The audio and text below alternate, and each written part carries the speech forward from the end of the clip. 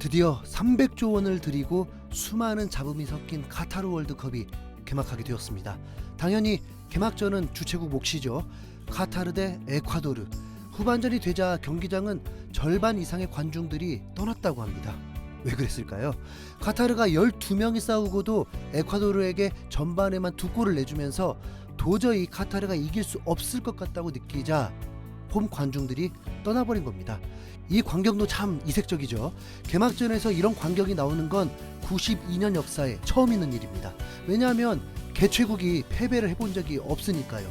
2000년대가 되면서 FIFA는 축구를 더 확대하고자 도전을 시작했고, 그 시작은 아시아에서 월드컵 개최였습니다. 일본이 먼저 월드컵 개최 의지를 드러냈다가 한국에게 역전당하면서 최종 공동 개최로 되었죠. 문제는 과연 한국이 1승도 못 해보고 16강 진출을 단 한 번도 못 해봤고 못할 것 같은 레벨인데, 과연 한국이 월드컵 역사에 먹칠을 할 것인가, 아니면 그대로 주최국의 이점이 드러날 것인가가 우승팀만큼 큰 관심사였습니다. 한국은 월드컵 역사에 한 획을 그어버렸죠. 그리고 다음 아프리카에서 월드컵이 열릴 때도 마찬가지였습니다. 남아프리카 공화국은 개막전 승리 기록은 깨졌지만 그래도 잘 싸웠고 멕시코와 무승부를 기록했습니다. 멕시코는 당시 FIFA 랭킹 18위였는데도 시원한 중거리 슛과 함께 맞서 잘 싸웠습니다. 남아공은 프랑스를 상대로 1승을 거뒀지만 골 득실 차로 당시 기준 최초로 주최국 16강 탈락이란 기록을 남겼지만 그래도 잘 싸웠다는 평가는 받았습니다. 그런데 카타르는 관중을 떠나게 만든 감독과 팀이 비난받아야 할지, 아니면 반대로 관중을 비난해야 할지, 카타르는 무득점이었습니다. 축구에서 무득점이 관중들에게 미치는 영향 생각해 보셨나요? 축구 매니아가 아니고선 응원하는 팀이 득점이 없으면 볼맛이 안 납니다. 거기다 시종일관 밀리는 팀을 응원하려 할 때도 안타까워서 아슬아슬해서 무슨 스릴러 보는 느낌이 나게 됩니다. 그리고 가장 최악은 상대가 잘하는 것보다 응원하는 팀이 그냥 못하면 그게 가장 미칠 노릇이 되죠. 카타르가 딱 그랬습니다.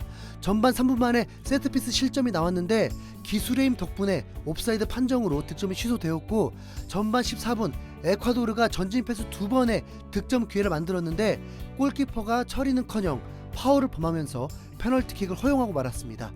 300조 원을 들인 이 대회 첫 골은 페널티킥 골이었습니다. 이어서 15분 후에는 에콰도르의 크로스에 발렌시아가 90도 각으로 볼을 굴절시키면서 정말 부러운 퀄리티 높은 헤딩골로 카타르를 무너뜨렸습니다. 카타르는 골키퍼도 불안하고 실수 연발에 큰 대회 경험 부족이라는 걸 제대로 드러나면서 긴장이 역력했고 유효슈팅 자체가 제로였습니다.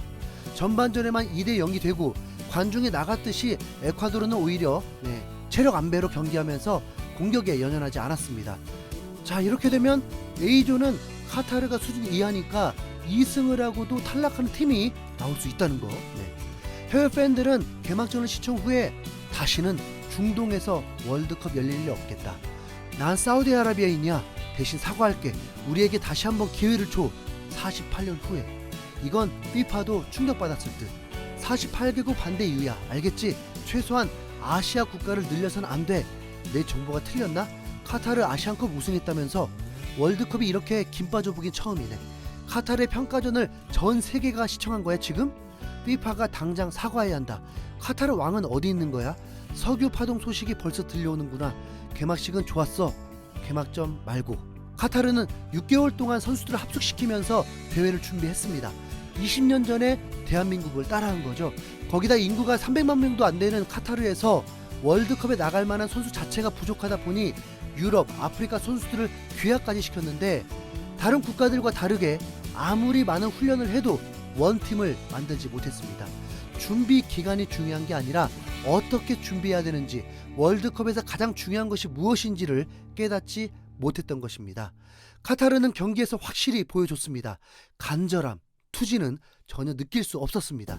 파울과 경고들은 뭔가 때려 부수겠다는 의지의 파울보다 무모하고 얄팍한 파울들이었습니다.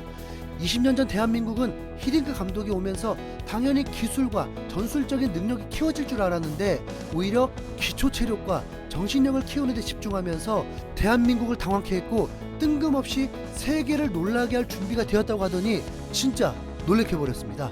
후일담들을 들어보니 히딩크 감독이 모두 맞았던 거죠. 우리보다 피지컬이 더 좋은 팀들을 상대로 제대로 싸우면서 전혀 밀리지 않았습니다. 카타르는 그 많은 돈을 가지고도 수준 높은 팀들과의 대결은 하지 못하면서 결국 큰 대회 경험 부족이 제대로 티를 내버렸습니다. 아랍컵 이후 상대한 팀은 가나, 자메이카, 캐나다, 칠레, 그것도 압도하는 성적도 없었습니다. 그에 반해 대한민국은 스코틀랜드를 상대로 4대1로 대파시키면서 팬들을 당황케 하더니 잉글랜드, 프랑스를 상대로 대등한 경기력을 보여주면서 온 국민들도 뭔가 될 것 같다는 분위기를 느끼게 해주었습니다. 그런데 카타르는 어느 한 구석도 한국의 위험을 따라오지 못했습니다. 이제 축구 팬들은 개최국의 무득점 3패까지도 전망하고 있습니다. 오히려 카타르의 경기 때문에 한국이 20년 전 결코 운이 아니었다는 것을 제대로 알 수 있었겠죠. 큰 대회에서는 무엇이 가장 중요한지를 개막전에서부터 알 수 있었습니다. 옵사이드로 판정이 됐지만 역시 세트피스에서 득점이 나왔고 두 번째 골도 세트피스와 다름없는 크로스로 인한 골이었습니다. 한국이 2018 독일 월드컵에서도 코너킥을 통해 득점을 하면서 독일을 무너뜨렸고 2010 남아공 월드컵에서도 세트피스에서만 4골이 나올 정도였습니다.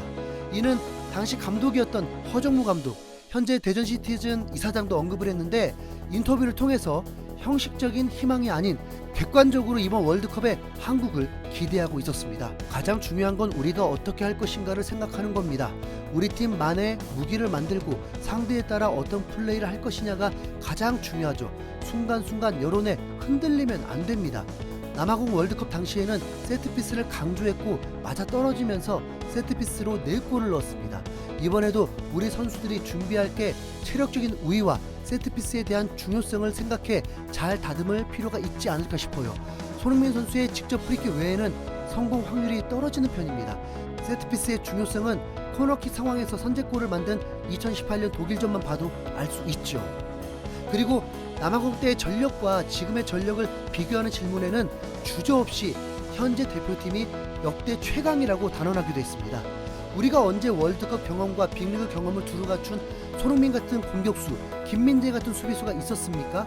비단 제 생각이 아니라 객관적으로 봤을 때도 역대 멤버 중 가장 구성이 좋습니다. 또 수준 높은 축구를 경험한 선수가 많기에 위축되지 않을 것이라 봐요. 당당하게 자신감을 갖고 우리의 축구를 보여주면 충분히 해볼 수 있습니다. 이제는 16강을 넘어 8강에 도전해야 할 시기예요. 16강은 한번 해봤으니 그 이상의 목표를 잡아야 합니다. 허정무님은 이번 월드컵에 해설을 하지 않는데도 우루과이에 대해 파악이 끝나 있는 듯 보였고 자신감이 넘쳐 있었습니다. 우루과이를 상대하면서도 분명 세트피스, 크로스에서 승부가 갈릴 것으로 보이는데요. 확실한 건 지금의 대한민국이 카타르처럼 경기할 리는 없다는 것입니다. 허정무 감독님의 조언을 꼭 새기고 대한민국의 색깔을 제대로 드러내면서 멋진 경기 기대해 보겠습니다. 대한민국 파이팅! 이상 흰수염고래였습니다. 시청해주셔서 감사합니다.